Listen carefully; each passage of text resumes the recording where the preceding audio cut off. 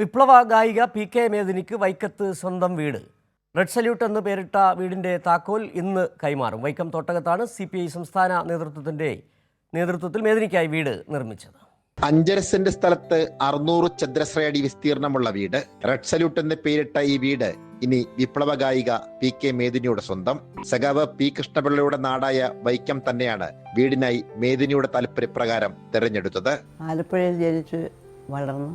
ഈ 95 വർഷവും സ്ഥിരം താമസിച്ച് പല ഭാഗങ്ങളിലായിട്ടൊക്കെ ബന്ധങ്ങളുണ്ടെങ്കിൽ ഓണം ആലപ്പുഴ തന്നെയാണ്. എന്നാൽ ഇപ്രാവശ്യം അത് വൈക്കത്തേക്കൊന്ന് മാറ്റി ചവിട്ടുകയാണ്.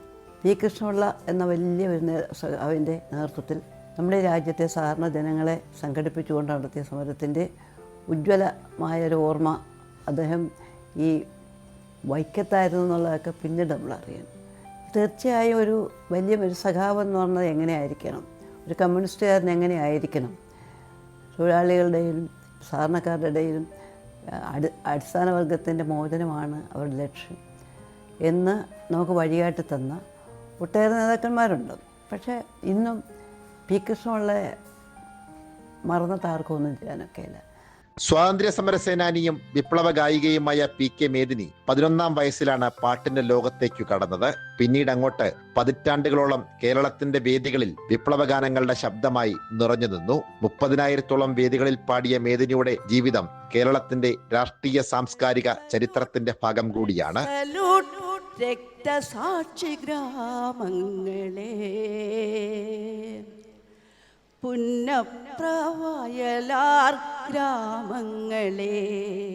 വർഷങ്ങളായി വാടക വീട്ടിലായിരുന്നു മേദിനിയുടെ താമസം. സ്വന്തമായി ഭൂമിയോ വീടോ ഇല്ലെന്ന കാര്യം ശ്രദ്ധയിൽപ്പെട്ടതോടെയാണ് CPI സംസ്ഥാന കമ്മിറ്റി മേദിനിക്കായി ഒരു വീട് നിർമ്മിക്കാൻ തീരുമാനിച്ചത്.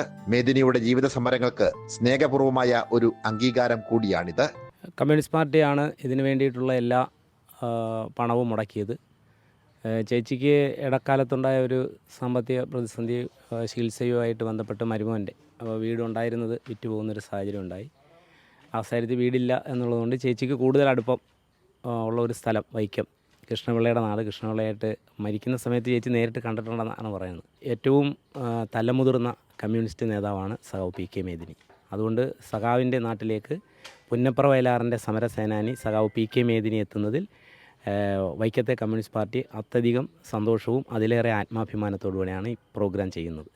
ഇന്ന് നടക്കുന്ന ചടങ്ങിൽ CPI സംസ്ഥാന secretary Binoy Viswam red salute വീടിന്റെ താക്കോൽ പി.കെ. മേദിനിക്ക് കൈമാറും. സാംസ്കാരിക സംഗമവും മേദിനിയുടെ ജീവിതത്തെ ആസ്പദമാക്കി തയ്യാറാക്കിയ മാറ്റത്തിന്റെ പാട്ടുകാരി എന്ന ഡോക്യുമെന്ററി പ്രദർശനവും നടക്കും. വിപ്ലവ ഗാനങ്ങളിലൂടെ ഒരു കാലഘട്ടത്തിന്റെ ശബ്ദമായി മാറിയ പി.കെ. മേദിനിക്ക് ജീവിത സായാഹ്നത്തിൽ ലഭിക്കുന്ന ഈ സ്നേഹവീട് അവരുടെ പോരാട്ട ജീവിതത്തിനുള്ള ആദരവും ഒരു തലമുറയുടെ സ്നേഹത്തിന്റെ അടയാളവുമാണ്.